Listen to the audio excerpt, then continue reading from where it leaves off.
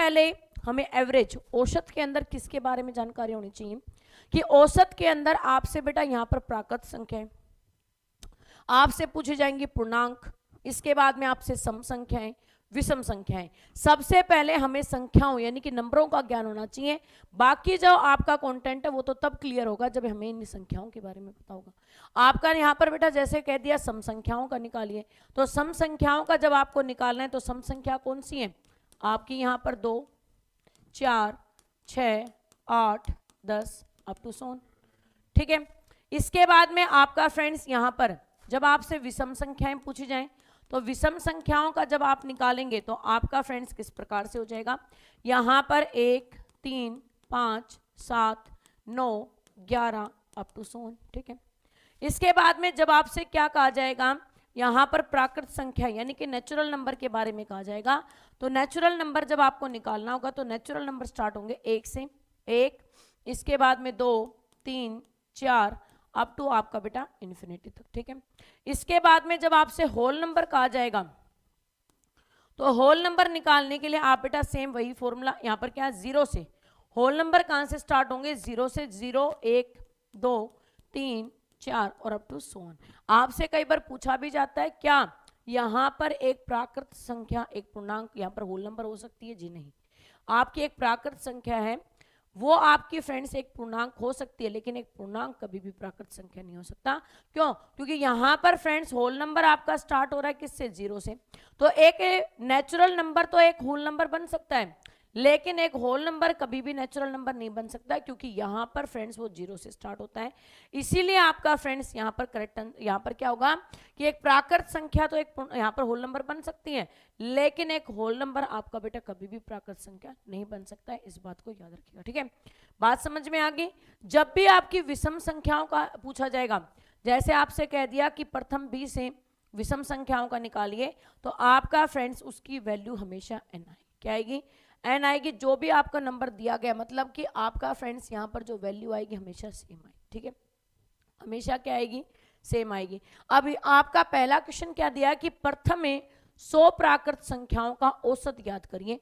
जो प्रथम 100 प्राकृत संख्याओं का औसत ज्ञात करना है तो इसका सीधा फॉर्मूला होता है n प्लस में 1/2।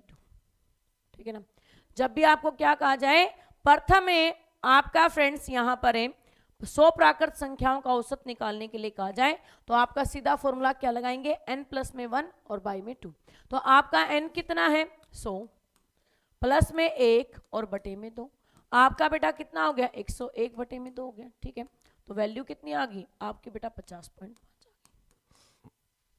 वैल्यू कितनी आ गई 50.5। आपका फ्रेंड्स राइट आंसर हो जाएगा ऑप्शन नंबर 1। ठीक है ना, आपका option number B right answer हो जाएगा। इनका आप यहाँ पर बेटा स्क्रीनशॉट मार लीजिए ताकि आप लोगों की यहाँ पर ये सारी चीजें जब आपसे पूछी जाएं तो आपको ये चीज क्लियर हो। ठीक है ना, सबसे पहले ये विषम संख्या, सम संख्या और आपकी अभाज्य संख्या ही क्लियर होनी जरूरी है, क्योंकि यहाँ पर ही सबसे पहले गड़बड़ी मच जाएगी। ठीक है ना, यदि आपको ये चीज क्लियर नहीं है ना तो इस क्वेश्चन को करने आप लोग ये मान के चलिए कि निकालना आप लोगों के लिए एक तरह से क्या है, तलवार की धार पर चलने के समान है। आपका friends option number B 50.5 correct answer हो जाएगा।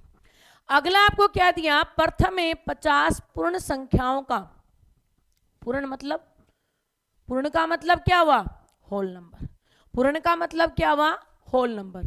आपसे अब क्या पूछ लिया कि प्रथम में 50 पूर्ण संख्याओं का औसत ज्ञात कीजिए। अभी मैंने आपको बताया था कि होल नंबर कहां से स्टार्ट होते हैं, 0 से स्टार्ट होते हैं। ठीक है ना, आपका होल नंबर कहां से स्टार्ट होते हैं, 0, 1, 2, 3, 4 अप टू 100।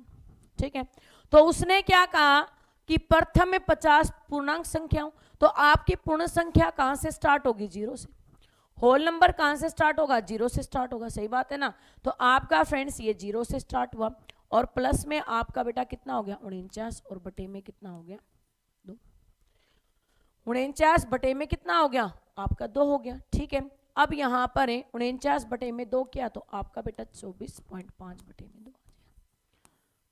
ठीक है, 24.5 बटे में 2 आ गया। आपका राइट आंसर कितना हो जाएगा, ऑप्शन नंबर सी। मैंने तुमसे कहा था वही गड़बड़ी कर दी ना, मैंने तुम्हें कहा था।